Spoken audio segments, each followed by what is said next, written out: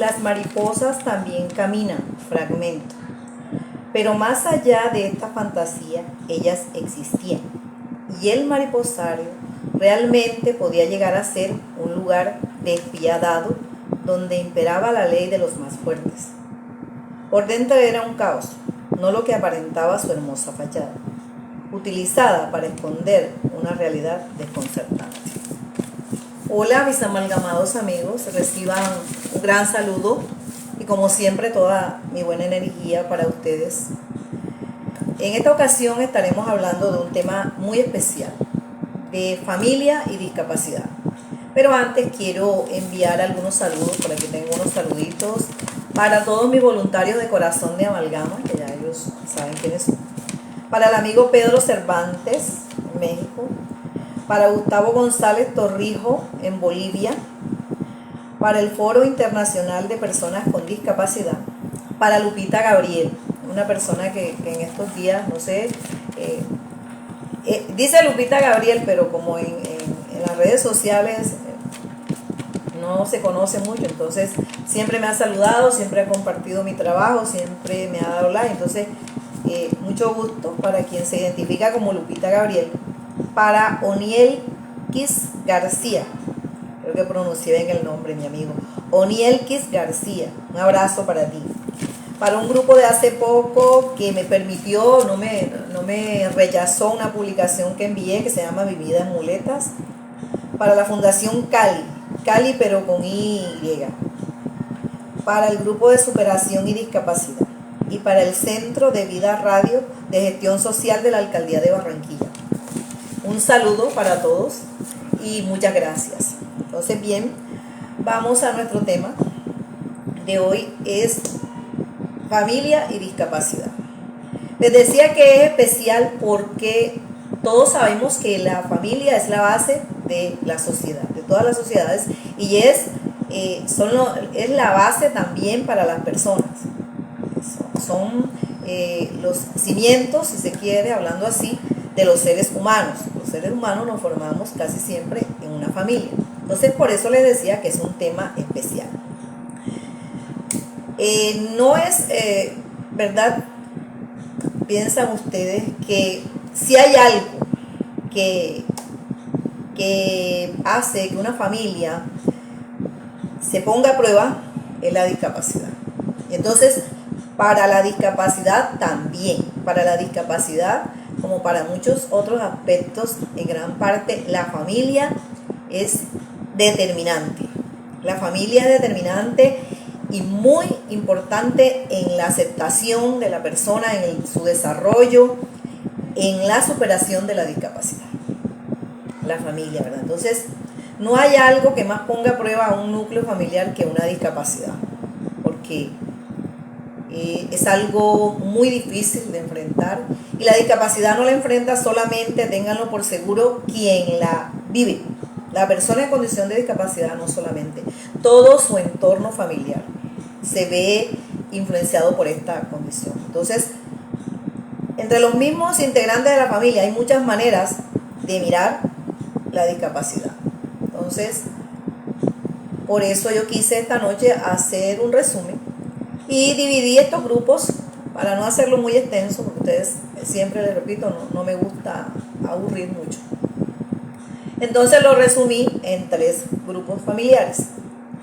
La primera familia es aquella que después del fuerte impacto que le causa el recibir la discapacidad, después de toda esa situación desconcertante, de preguntas y respuestas, de dolor, de mucho llanto, de mucha tristeza, porque eso es la discapacidad en familia al inicio, al comienzo.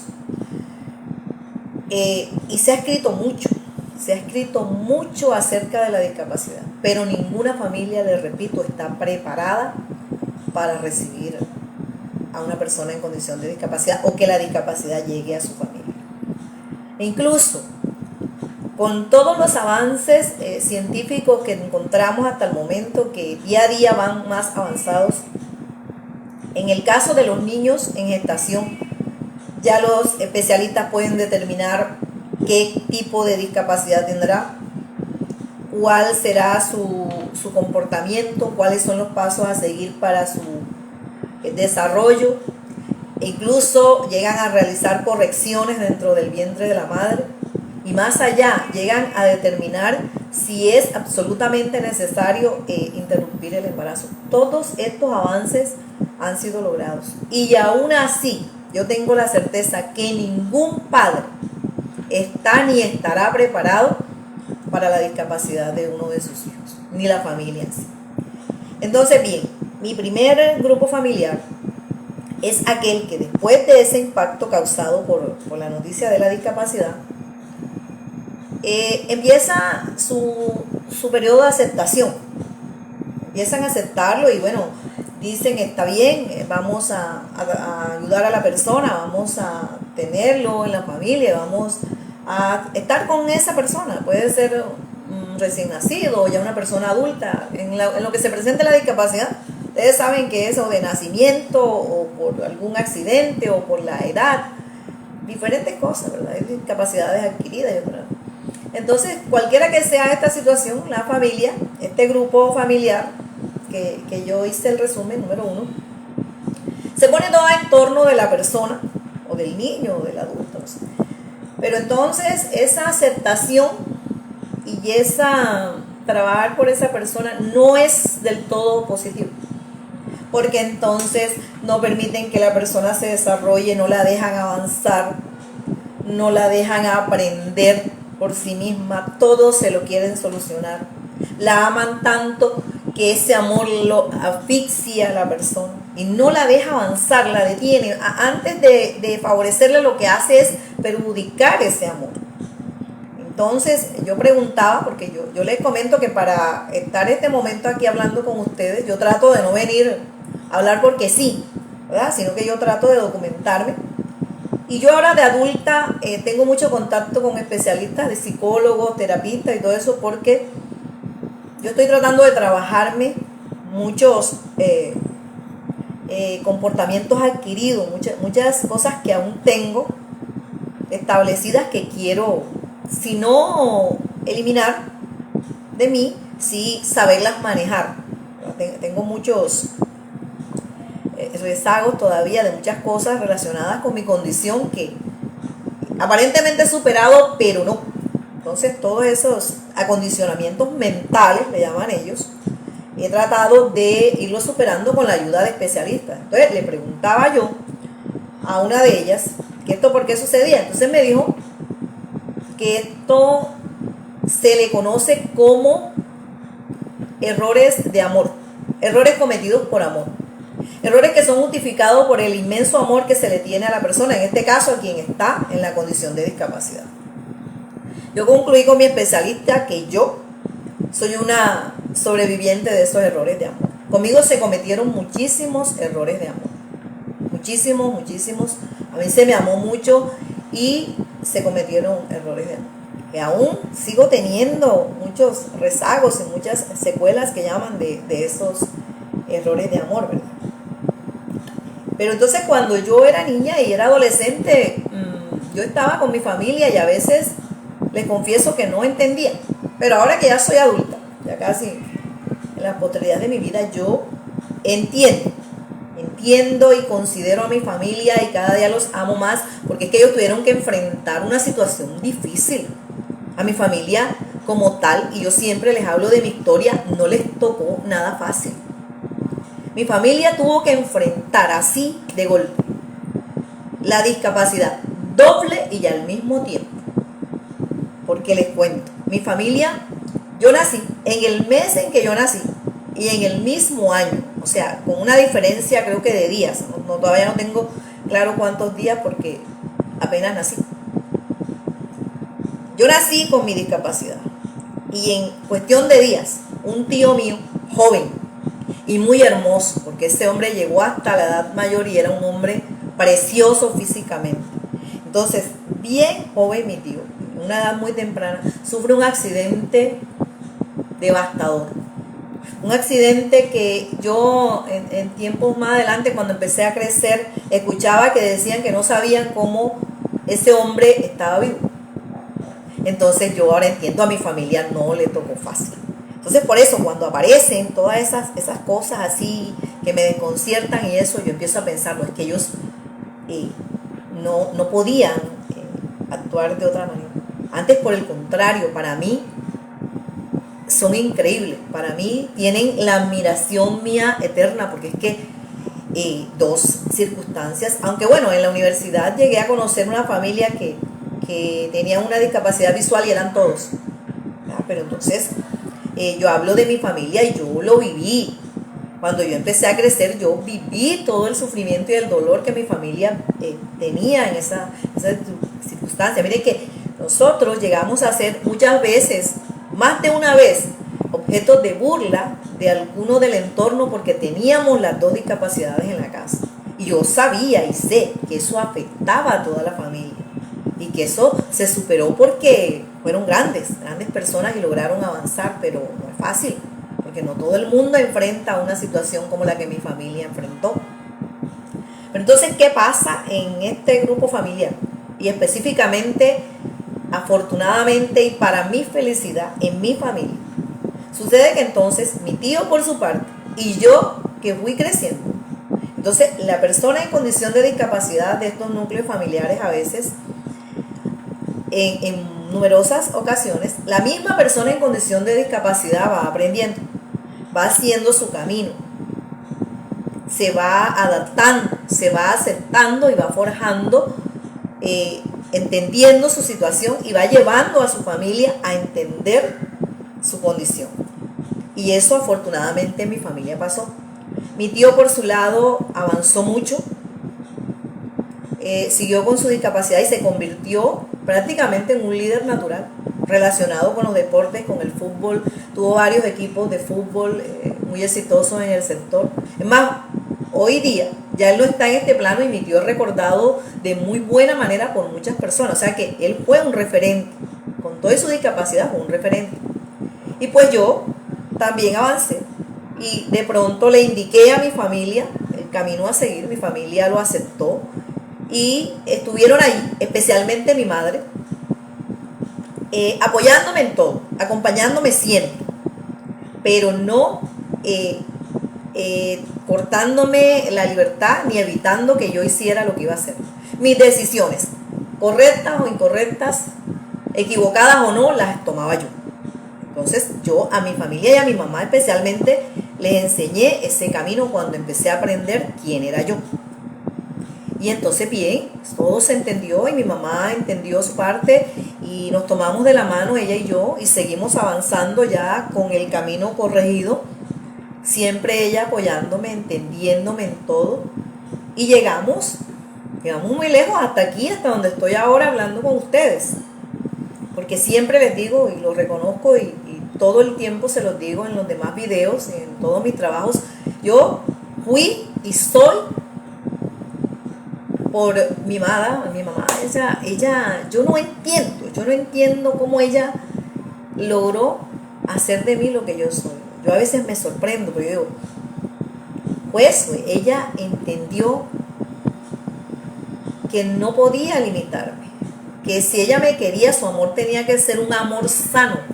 Entonces por eso es que siempre les digo que mi mamá para mí es mi heroína, como le hice un especial de uno de mis videos. Mi mamá, para mí, todos decimos, no, mi mamá es maravillosa, pero es que mi mamá nunca dejará de sorprenderme. Y mi familia, de hecho, también entendió y entonces todo fue más fácil. Cuando se entiende esto, es más fácil.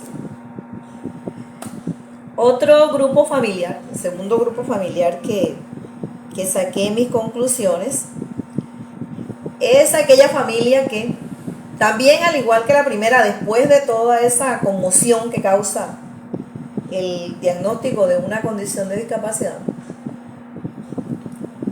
entran en un periodo de negación.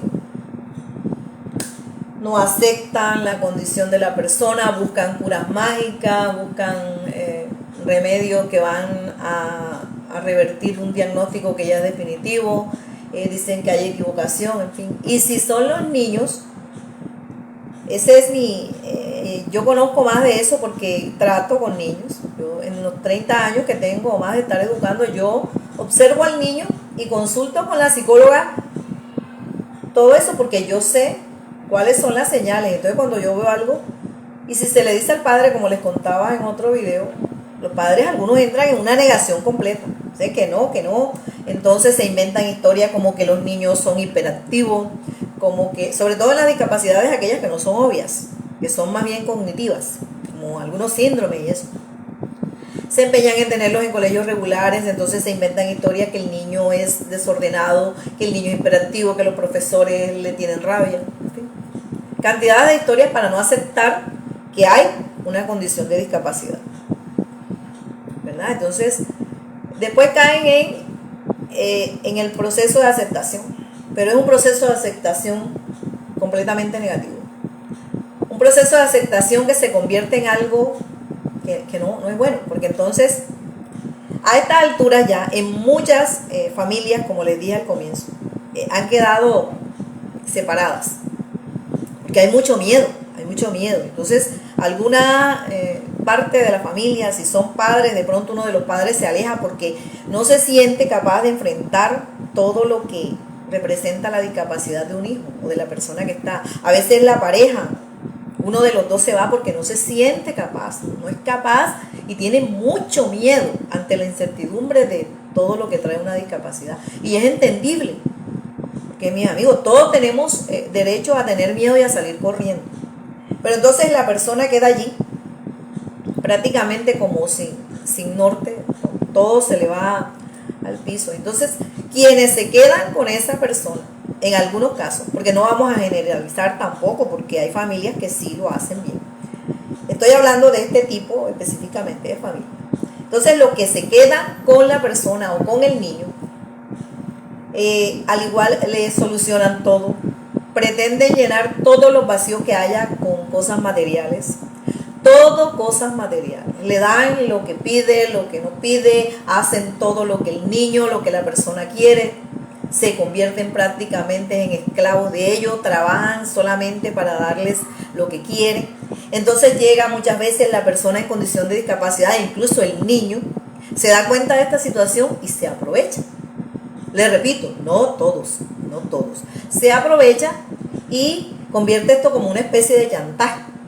Porque hasta otra cosa que en estos grupos a veces yo he notado que las personas tienen como un sentimiento de culpa, los que se quedan con el niño o con la persona en condición de discapacidad.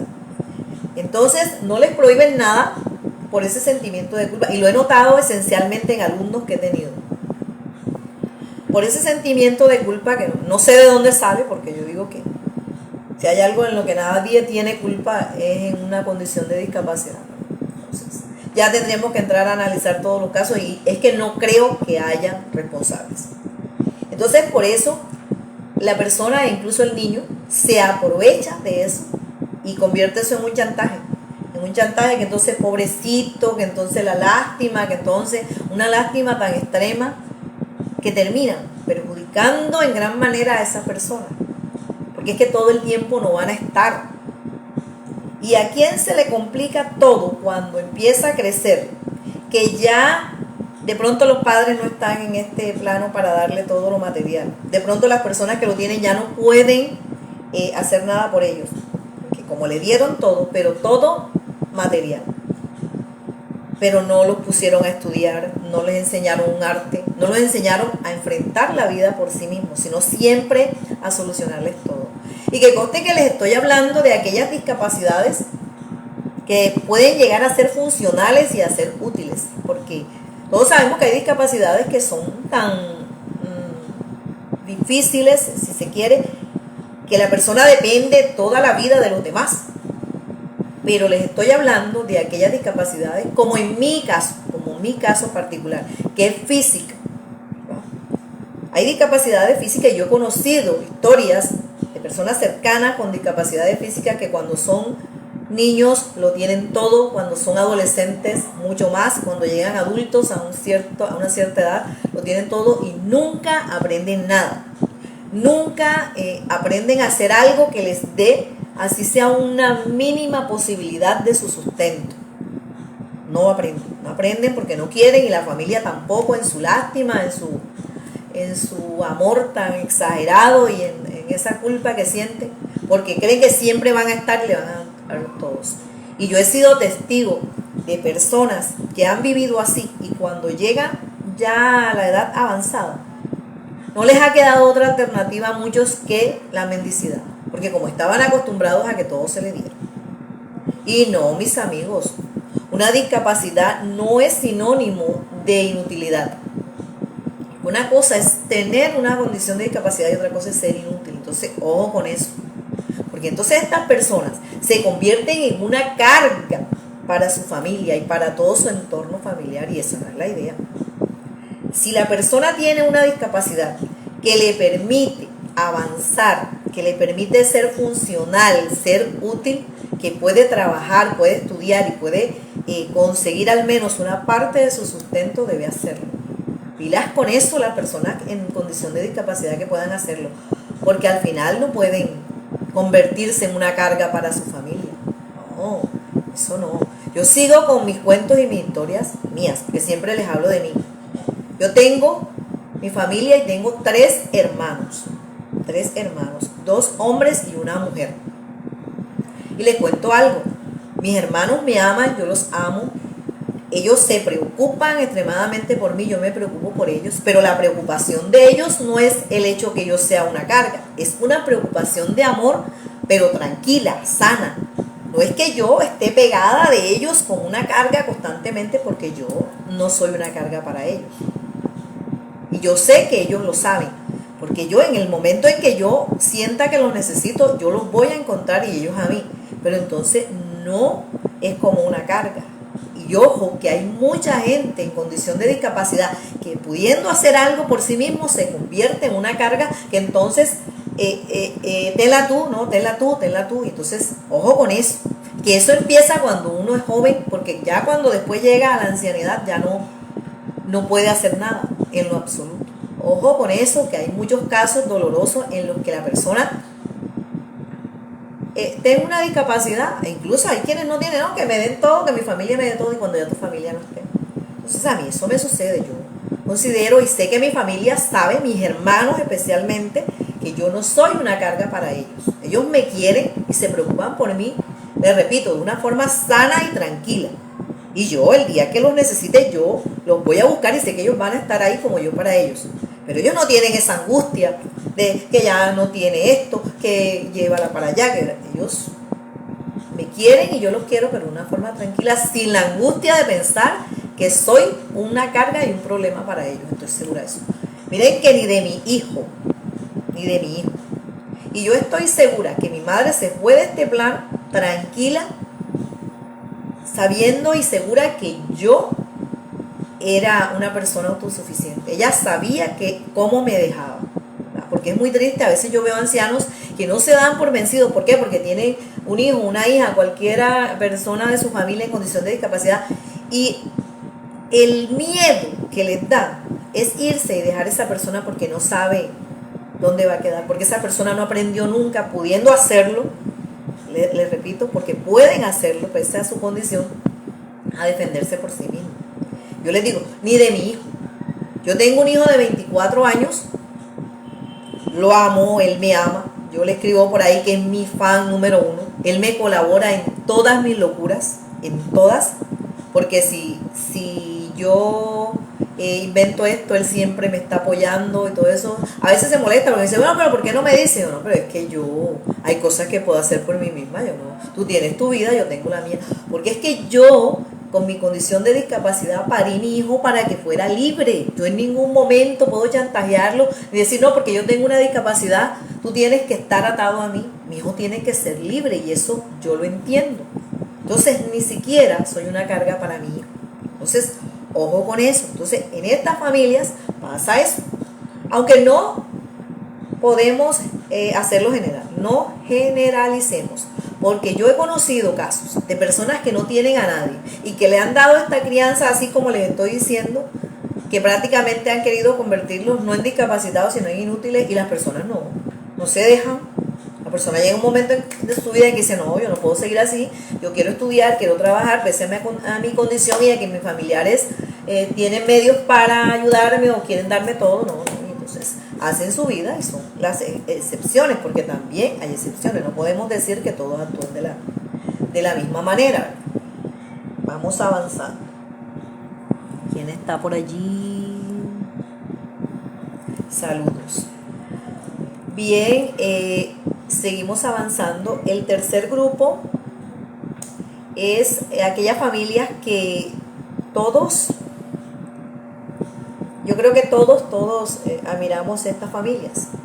Familias que, al igual que las otras dos, después del primer impacto, de la primera impresión, de la primera sorpresa, si se quiere, son personas que en el grupo familiar también sienten dolor, sienten tristeza, mucha incertidumbre. Pero llega un momento en que esta familia se seca sus lágrimas y dice, bueno, hay que asumirlo, hay que empezar. Y se pone en la camiseta, como dice uno, y empieza toda la familia a rodear a la persona en condición de discapacidad, pero también de una manera sana. Buscan especialistas verdaderos, buscan terapias, empiezan a aprender. Yo tuve un alumno que iba a empezar a estudiar una carrera y empezó a estudiar una carrera afín con una condición de discapacidad que había entre su familia. Entonces cambian sus vidas, los espacios, los adecuan de tal forma que la persona en condición de discapacidad puede estar en ellos sin tener ninguna dificultad. Y les enseñan de todo lo que la persona puede aprender. Si la persona puede aprender, la ponen a estudiar, la ayudan a trabajar, la ayudan a avanzar, ¿sí? Entonces, estas familias muchas veces tienen excelentes resultados y, como en otras ocasiones, no, es la persona en condición de discapacidad que no lo permite. Pero estamos hablando del núcleo familiar. Entonces, estas personas rodean a su integrante que tiene la discapacidad y elaboran todo un plan de tal manera que la persona logra resultados excelentes. Logra hacerse una persona funcional, una persona productiva y una persona útil. Entonces, esta familia no tiene la condición mental de las dos anteriores. Esta familia sabe y entiende desde un comienzo que hay una condición. No se lo niega, lo acepta y logra resultados excelentes. Entonces, bien, ese es el pequeño resumen que hice de la discapacidad y la familia. Hay mucho que hablar de la discapacidad y la familia, pero entonces ese es un pequeño resumen. Finalmente yo, no digamos que consejo, porque ya les dije que no me gusta dar consejos, digamos que mi mensaje para las familias es,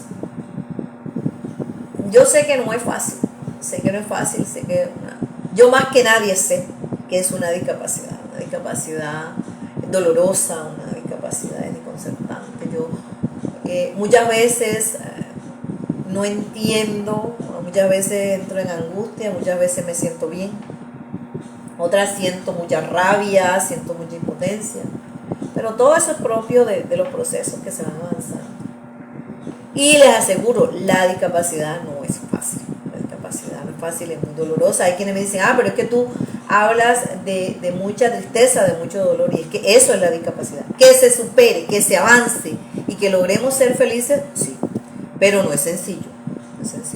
Nadie dijo que era fácil, pero tampoco es imposible y se puede lograr. Y es que esencialmente mi motivación no es color de rosa. A mí no me gusta hacer una motivación allí donde no, todo es color de rosa, tener una discapacidad es lo mejor que puede existir. No, eso sería mentir. A mí me gusta motivar, pero de forma real, con mucha realidad enfrente. Entonces les digo, a las familias, ¿cuál sería mi mensaje? Yo sé que no es fácil. Yo sé que la discapacidad no es fácil. Hay momentos en donde estoy segura que la familia se quiere dar por vencida. Hay momentos en los que la incertidumbre los agobia de tal manera que no quieren seguir, y es entendible. Pero es cuestión de dar una oportunidad, es cuestión de amar mucho a esa persona, amarlo bien, amarla de manera sana. A los padres, yo no digo que no tengan miedo, porque como les dije ya, todos tenemos derecho a tener miedo. Pero traten de mantener un equilibrio con las personas y con sus hijos, esencialmente en condición de discapacidad. Mantener un equilibrio. Ni esa lástima que destruya, ni tampoco el abandono total. De mantener un equilibrio. No es fácil, les repito, no es fácil. Porque son condiciones muy complicadas a veces. Pero si entre todos ponen cada uno de su parte, los padres, los familiares, todos aquellos que hagan parte del núcleo familiar, pueden lograrlo. Y documentarse, de pronto en otros tiempos no era tan fácil, pero ahora, y rodearse de muchos especialistas. A propósito de eso, hay familias en las que tienen especialistas, psicólogos, terapeutas, todo aquel profesional que pueda intervenir en este proceso de la discapacidad. Más sin embargo, los he conocido porque me llaman, me dicen: señor Ana, ¿por qué no habla con esta persona? Sobre todo cuando ya son adultos. ¿Por qué no habla con esta persona? ¿Por qué usted no le cuenta parte de su vida? ¿Por qué usted no le hace un taller? ¿Usted no charla con ella o con él para que él vea que la discapacidad no es la tragedia constante que va a ser, sino que de pronto usted logre animarlo? Porque es que la discapacidad no es fácil, pero tampoco podemos decir que es el final. Tenemos que ver en la discapacidad, como les digo siempre, una oportunidad. Una oportunidad que se nos da de demostrarnos, porque no es de demostrarle a los demás, de demostrarnos quiénes somos y hasta dónde somos capaces de llegar. Ese sería mi mensaje para la familia. Y mi mensaje para la persona en condición de discapacidad es también, trata de mantener el equilibrio. Trata de enseñar a tu familia, de documentarte de tu condición y enseñar a tu familia a enfrentar la discapacidad contigo. La única persona que puede guiar a tu familia para enfrentar tu condición eres tú mismo, de acuerdo a la condición de discapacidad que tengas. No aproveches todo ese amor para de pronto entrar en el juego de una especie de chantaje. Eso no se vale. No se vale, porque el perjudicado o la perjudicada vas a ser tú, definitivamente. A las familias que deben ponerse en el lugar de la persona en condición de discapacidad, que no es fácil. No es fácil para esa persona. Entonces, por eso a veces se cae en situaciones que no son las mejores. Y nosotros debemos pensar que sí. Para nosotros que la vivimos es difícil una condición de discapacidad, mucho más para quienes nos rodean, para nuestra familia. Debemos ser considerados, debemos pensar que cualquier error de amor que ellos cometan, lo hacen precisamente por eso, porque nos aman mucho, pero no pueden enfrentarlo porque no saben cómo. Por muchos manuales que haya, como les decía cuando comenzamos, nadie está preparado, creo yo. Más, yo estoy segura, para enfrentar una condición de discapacidad. Entonces, yo digo que así los familiares, actuando de forma coherente y equilibrada, les voy a repetir lo mismo hasta el cansancio. No es fácil, porque decir, sí, yo actúo de forma equilibrada ante una situación como esta, eso a veces la persona lo ve como que no es posible. Entonces, a la familia, amar, sí, amar mucho a esa persona en condición de discapacidad, amarla hasta el final, pero con mucho equilibrio, con mucho razonamiento. Y les repito, si la discapacidad permite que tu familiar pueda estudiar, pueda trabajar, se pueda convertir en alguien funcional y en alguien útil, hazlo. Exígele que estudie, exígele que trabaje. No permitas que se te convierta en una carga. Y a ustedes, amigos en condición de discapacidad, esa discapacidad que les digo que puede hacerse funcional, que puede hacerse productiva, que puede ir mucho más allá de una apariencia, háganlo. Háganlo y no se conviertan en una carga pesada para la familia de ustedes. Pónganse en el lugar de estas personas. Y así, eso se complementa. Y así esta familia logrará recibir la condición de discapacidad, asimilarla, aceptarla, batallar con esa condición y vencerla. Salir vencedores y llegar a ser felices con todo lo que implica una condición de discapacidad. Porque es que nadie dijo que no podemos ser felices. ¿Que es difícil? Sí, yo les digo constantemente, es algo bien difícil. Pero nosotros podemos llegar con nuestra condición hasta donde nosotros querramos hacerlo. Entonces, ojo con eso, trabajemos todos los días para lograr eso. Porque de pronto de jóvenes tenemos un poco de tiempo para no tener más adelante que lamentarnos de nuestra condición o quedar en un estado tal prácticamente de indigencia porque no supimos aprovechar en el momento en que se nos ofrecieron las oportunidades. Equivocadas y todo, pero oportunidades. Bien, hoy es viernes, como les digo, entonces vamos a ir avanzando, faltan como 15 minutos. Les comento de Amalgama, sigo con el jardín infantil, con mis clases.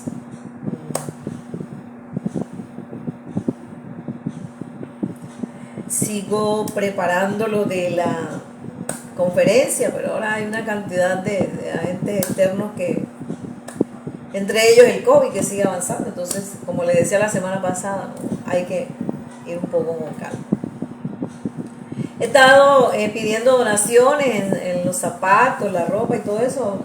No hay muchas porque las personas como que prefieren hacerlo en diciembre, ¿verdad? Pero allí vamos avanzando y sé que vamos a lograr reunir todo aquello que hicimos en diciembre del año pasado. Esperando a aquellas personas que quieran hacerse voluntarias de corazón, con mucho gusto pueden hacerlo. En cuanto a mí, estoy empeñada en publicar Las mariposas también caminan. ¿Qué otra cosa? Voy a ver si voy a empezar unos podcasts, ni siquiera puedo pronunciar ese nombre y les confieso que no sé ni qué significa. Total es grabar una de mis historias con mi propia voz. Voy a grabar un libro mío de una serie que se llama Relatos del Río. Le voy a empezar a hacerlo de esa manera. Yo no sé qué significa, pero bueno, voy a empezar a hacerlo. Voy a enviar un cuento que se llama El brujo y el cigarrillo a un concurso que me invitaron de una fundación aquí en Barranquilla que se llama Fundación Cultural La Cueva. Entonces ya estaré mandando mi libro allá. Ni siquiera, bueno, yo sí sueño con ganarme algún concurso con mis libros, pero el hecho de participar, lo importante para mí es que me invitaron y voy a participar en La Cueva. Eso es un centro literario muy importante acá en Barranquilla, entonces me invitaron y voy a hacer. Bien, mis amigos, eso es todo por hoy. Yo creo que ya son las 38, creo que con media hora de quien quiera participar, quien me quiera hablar, quien me quiera saludar, estoy acá. Para Pedro Cervantes, un saludo.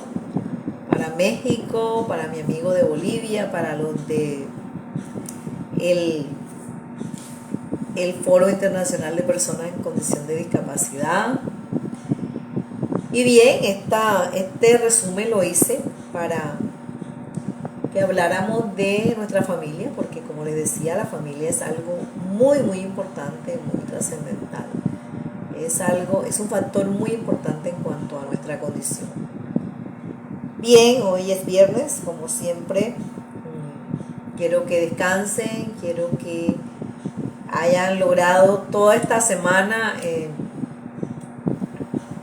aquello que se hayan propuesto, que hayan alcanzado sus propósitos. Y este fin de semana sea para ustedes lleno de mucha tranquilidad, de mucha paz, de mucha salud y de muchas, muchas cosas hermosas. Entonces, muchísimas gracias. que tengan un excelente resto de viernes y un muy, muy merecido descanso de fin de semana. Entonces, nos vemos en nuestro próximo, ¿qué digo? Es como nuestro próximo encuentro, será el próximo viernes. Entonces, muchísimas gracias. Hasta mañana y que tengan excelente noche. Gracias.